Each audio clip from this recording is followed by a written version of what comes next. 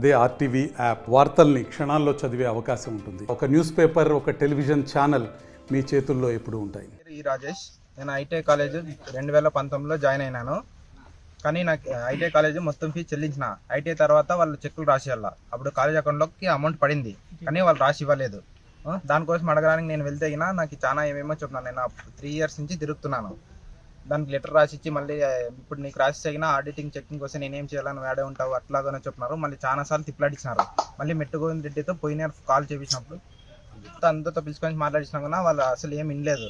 ఇప్పుడు అందుకే ఇంకా నేను SFI కాంటాక్ట్ అయినాను. వాళ్ళు వచ్చి ఇప్పుడు సాల్వ్ చేయాలని కోరుతున్నాను.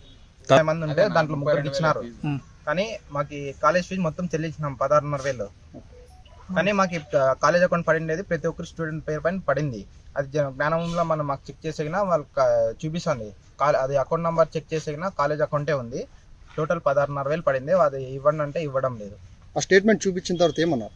స్టేట్మెంట్ చెప్పినా కూడా వాళ్ళు చెక్ చేసి చెప్తాము, మళ్ళీ స్టేట్మెంట్ మీరు తీసుకోరండి, మీ అకౌంట్ ఇది మీరు చెక్ చేస్తాము అట్లా ఇట్లా అని చెప్పినారు. మళ్ళీ వాళ్ళు చూపిందంటే వాళ్ళు చూపించడం లేదు, చెప్తున్నారు మాకు మేము పడలేదు అంటలేదు, పడింది కానీ మాకు కన్ఫర్మ్ కావాలి కదా, లెటర్ రాసియండి, అర్జీ పంపిస్తామని చెప్పు అంటున్నారు. పూర్తి ఫీజు చెల్లించాను, కాలేజ్ ఫీజు.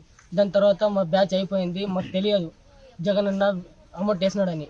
మాకు తెలిసిన తర్వాత మేము సార్ పోయి సార్ మేమంతా ఫీజు చెల్లించాం కదా, మాకు అమౌంట్ ఇవ్వండి సార్, జగన్ అన్న విద్యాలయం వేసినారు కదా అంటే చాలాసార్లు తిరిగినాము.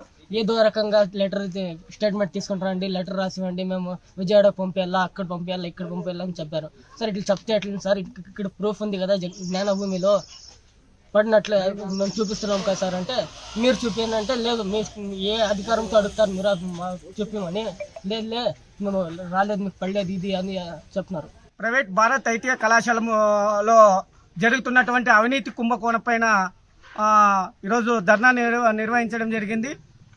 దీనికి ముఖ్య ఉద్దేశం ఏమంటే 2019, 2020, 2021 బ్యాచ్లకు సంబంధించినటువంటి విద్యార్థులు ఏదైతే జగనన్న విద్యా దీవెన, అదేవిధంగా వసతి దీవెన సంబంధించినటువంటి డబ్బులు ఒక్కొక్క బ్యాచ్లో 29 మంది విద్యార్థులు ఉన్నారు.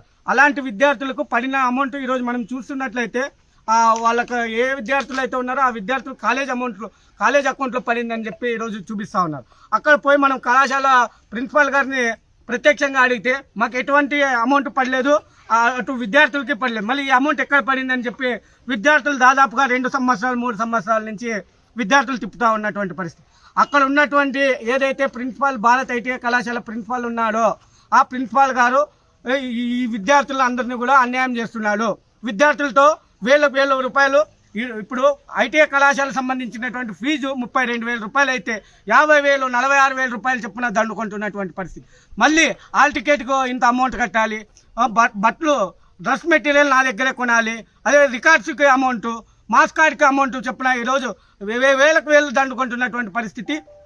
దీనిపైన SFI అదేవిధంగా ASF, AIYF ఆధ్వర్యంలో ఈరోజు అక్కడ ధర్నా చేయడం జరిగింది. అక్కడ కూడా అతను ఎటువంటి స్పందన రాకపోవడంతో రోడ్లెక్కి ఈరోజు రాస్తారోక చేయడం జరిగింది. ఇప్పటికైనా ఏదైతే విద్యార్థులు అన్యాయం అయినారో ఆ విద్యార్థులకు అందరికి న్యాయం చేయాలని చెప్పి భారత విద్యార్థి ఫెడరేషన్, SFI అదేవిధంగా ASF, AIYF మేము డిమాండ్ చేస్తున్నాం. ప్రైవేట్ భారత్ ఐటెక్ కళాశాలను సీజ్ చేయాలని చెప్పేసి all India student federation ASF గా తెలియజేస్తా ఉన్నాం.